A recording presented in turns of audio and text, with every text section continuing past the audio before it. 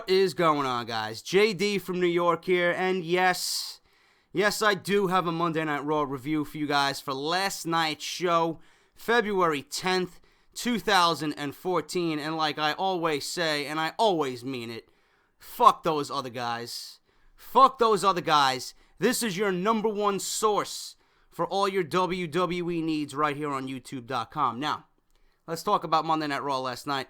Live from the Staples Center in Los Angeles, California, Hollywood, home of the LA Lakers. Now the Elimination Chamber, to me as a wrestling fan and someone who has some knowledge of the product and the history of, the Elimination Chamber and the Royal Rumble, I know that the Royal Rumble and the Elimination Chamber, these two pay-per-views in general, do not need that much build behind them because they're gimmick pay-per-views. You got the 30-man over-the-top match in the Royal Rumble, and you got the Elimination Chamber, a huge structure that was created to just house 6 guys and let them beat the shit out of each other. I know this.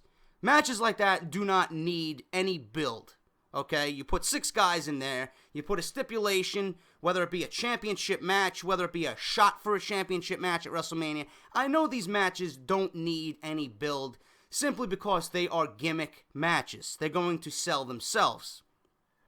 Now, what has me concerned is the WWE's lack of build this year. I mean, they're really not doing much as far as being creative for the Elimination Chamber. I don't mind Randy Orton struggling to get to WrestleMania as the champion. I don't. I actually am all for that.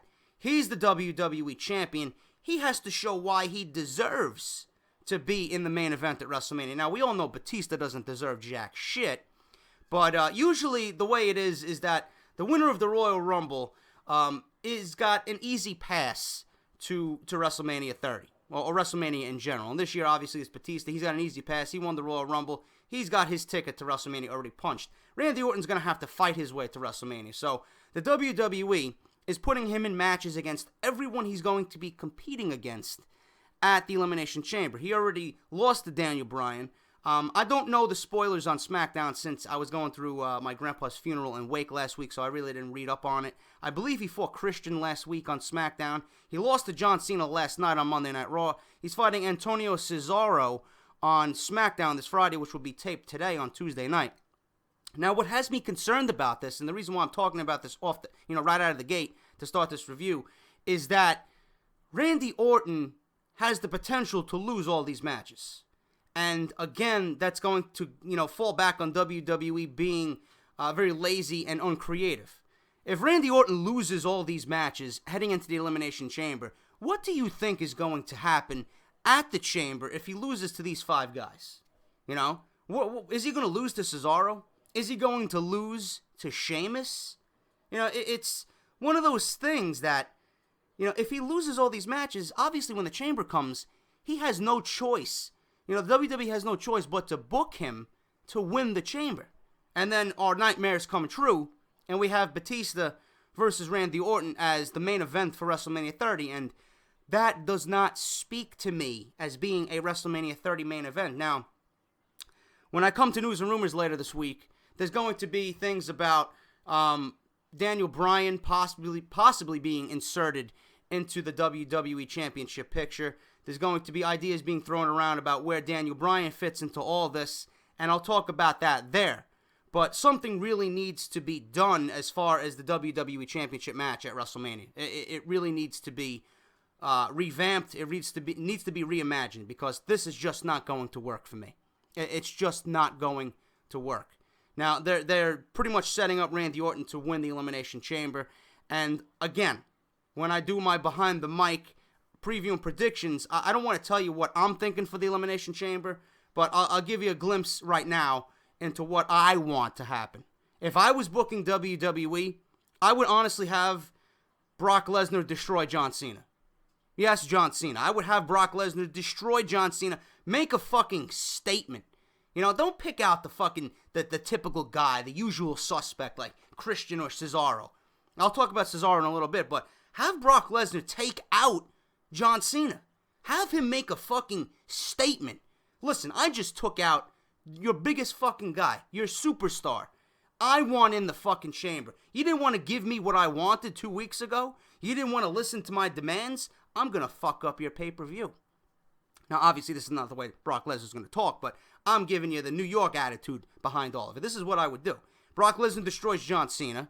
He inserts himself into the Elimination Chamber. Brock Lesnar walks out of the chamber as the WWE Champion, and he goes on to fight Batista at WrestleMania 30, making that your WWE Championship main event for WrestleMania 30. Because, obviously, when you look at the headlines, what would you rather see? Batista versus Brock Lesnar for the WWE Championship, or Batista versus a dull, stale, and boring Randy Orton? Two members of Evolution, two good friends of Triple H. It's got political bullshit, just fucking all behind that fucking main event. I don't like it. And one of my subscribers, Alley Cat, actually made a beautiful point about Triple H. And, a lot of you guys have been, talking about it. Triple H is setting up all his friends for that big WrestleMania payday. Batista, Orton. I'm sure Shawn Michaels is going to be a part of WrestleMania 30 in some way. There's no way he cannot be.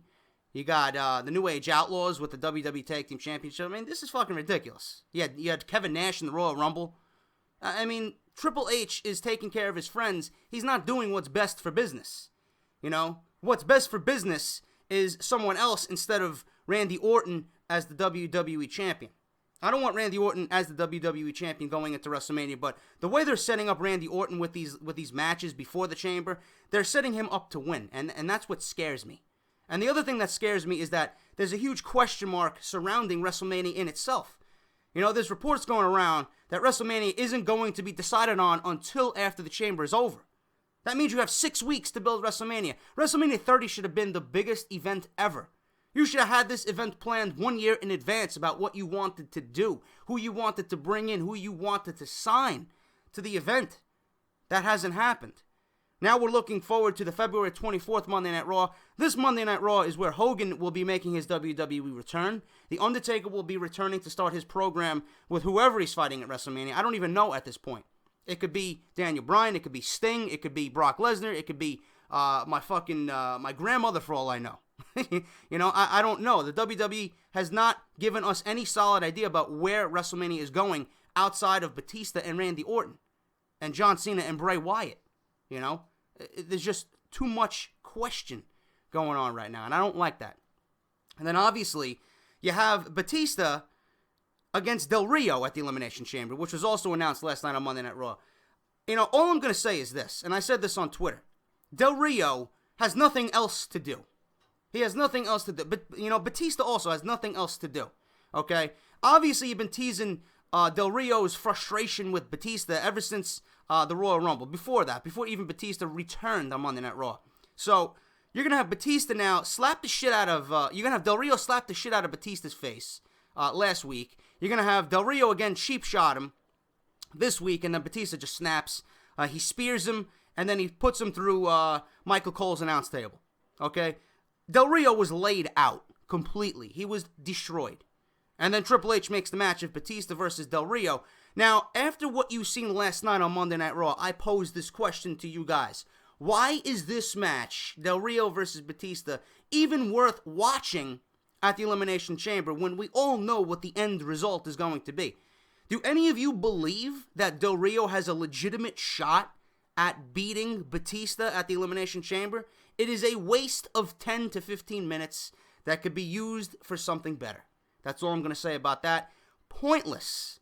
WWE could have been a little bit more creative. That's something I don't want to see. Again, the WWE is being their predictable selves at the Elimination Chamber. So that potentially leaves Randy Orton to win the Chamber, and obviously Batista is going to win against Del Rio. Now, the one thing that got me excited about the Chamber is the face-off or the square-off between the Wyatts and the Shield. Now, the crowd was going crazy for this, and rightfully so, okay? And if you guys seen last night, the WWE, they show glimpses of good here and there, okay? they were potentially setting up a face-off between Roman Reigns, who they're putting all their stock into, and Bray Wyatt. You know, they were in the middle of each of their pack.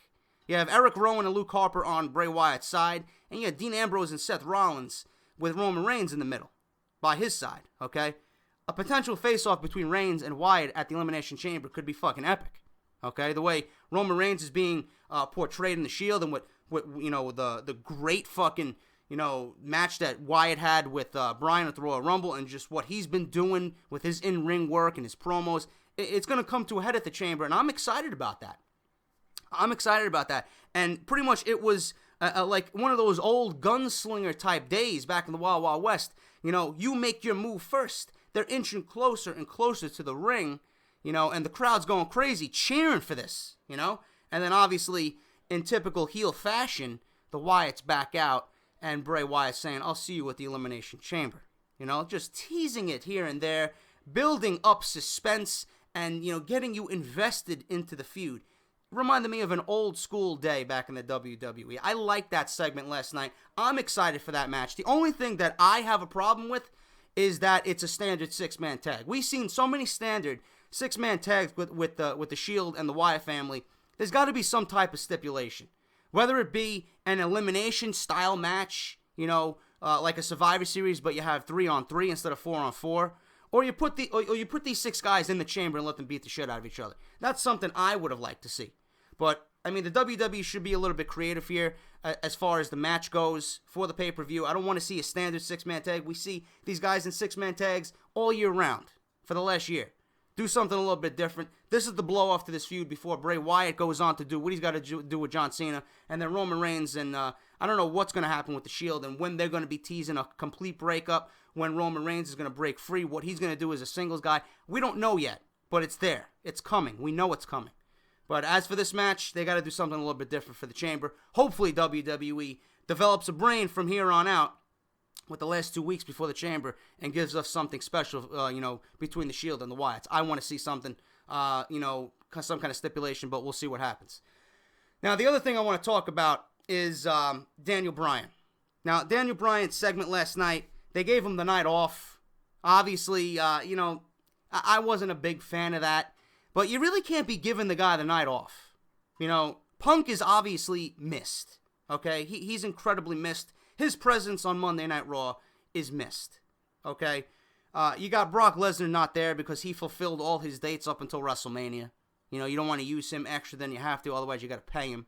Batista was there, but nobody gives a fuck about Batista. All he did was come out, spear Del Rio, and then put him through an announce table. He had one small segment with Triple H, about Triple H saying this is a publicly traded company, you can't be doing that on TV. Batista says he deserved it, Del Rio deserved it, so Triple H made the match, this and that. And Batista looks at Triple H and says, you know, I guess things really did change around here.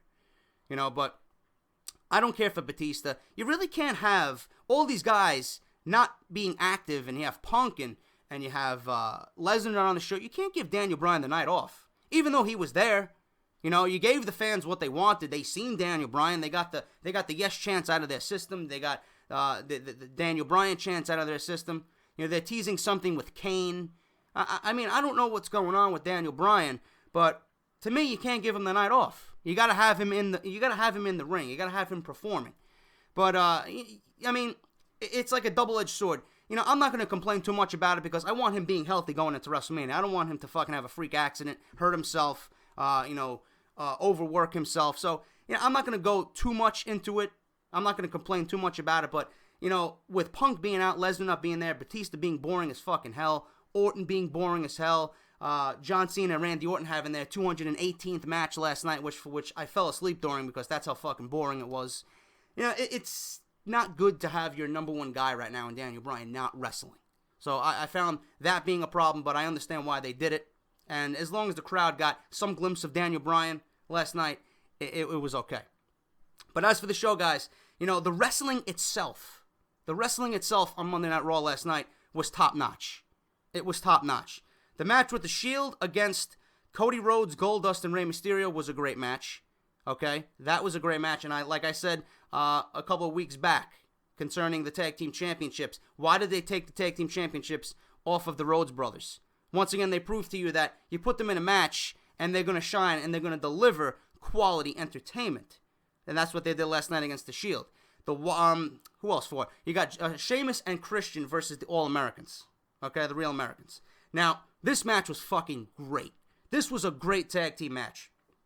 Had me believe at one point that Sheamus and Cesaro, I'm looking at these two guys go in the ring and I'm like, you know what? These two guys would have a great feud. A great feud. It was fucking rough. It was tough. You know, it was just all out fucking war between these guys, beating the shit out of each other. That's what I want to see in the ring. And a glimpse of Cesaro with the crowd getting behind him, he's going to be a fucking superstar. I'm telling you right now. Cesaro has what it takes to be a good face if he wanted to. A fucking feud with Sheamus would be good for business. Just because of the way they mesh and both of their styles collide, it's great. And it made for a great product in the ring last night. And that match was probably the match of the night. Christian and Sheamus versus the Real Americans. You know, that was a great match. Probably the best match of the night, like I said. And like I said, Cesaro is going to be, he's going to be okay for 2014. His stock is going to slowly rise in 2014. So that was a highlight of the show. That was probably the highlight of the show. But the wrestling last night was good. It was just everything else was kind of You know, they really didn't do too much build for the Chamber, and I understand why, because the Chamber builds itself, like I said in the beginning of this commentary. The Royal Rumble builds itself, so these two pay-per-views leading into WrestleMania, they build themselves, but that doesn't give the WWE an excuse to just sit back and be lazy. This is WrestleMania season. Put all your stock and your energy into building engaging, creative stories. Seems like the WWE is missing something here with the build towards the Elimination Chamber. I'm actually looking forward to the Monday Night Raw following the Chamber. That's when shit's going down. Hogan, Undertaker, Lesnar, Batista, Sting possibly. It is going to be a big night. And then after Monday Night Raw, the launch of the network, that night's going to be bigger than the Chamber. So, it's going to be an exciting time going into WrestleMania. It's just the WWE has not given us a glimpse of what WrestleMania is looking like right now. They are very confused. And they can't be confused right now. They have to take care of this situation with Daniel Bryan. You know, they have to take care of it from what happened at the Royal Rumble. You got to give the fans what they want. There's still time for that. I just need something memorable to happen at this year's WrestleMania, because right now, the way things are looking, it's looking like WrestleMania 30 is going to be a flop. And I don't want that to happen. That was my number one fear. WrestleMania can't be a flop.